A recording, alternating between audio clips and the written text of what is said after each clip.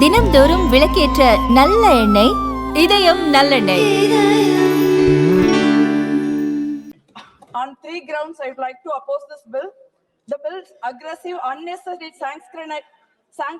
Sanskritized nomenclature directly violates Article 348(1)(b), which mandates that authoritative text of all bills shall be in the English language.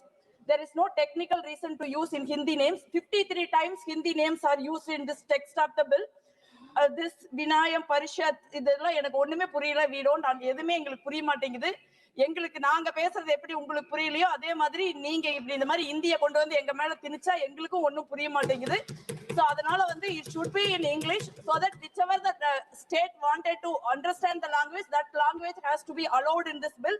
This sees I see this as a kind of Hindi imposition. Already Tamil Nadu been actually deprived of Samashkri SSA funds just because of we are not agreeing to the three language policy in the new education policy. This is another way of imposing Hindi on state like Tamil Nadu, which is very successful in 12 language system. Second thing, this is an attack on the federal structure. This bill moves forward despite the parliamentary standing committees on education explicit finding that the bill maintains a union government heavy composition and insufficient state representation.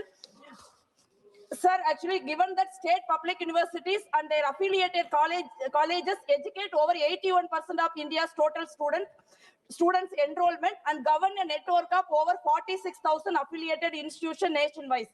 This policy-making body's composition must reflect the immense scale and responsibility held by the state education sector. Then executive overreach and undermining autonomy. The proposal moves decisively away from the independent regulation.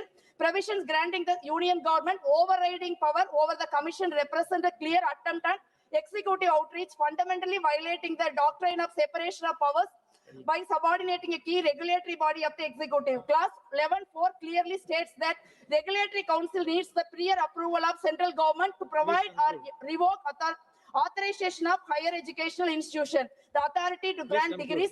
On this ground, I oppose the introduction of the bill. Thank you, sir. Thank you, ma'am.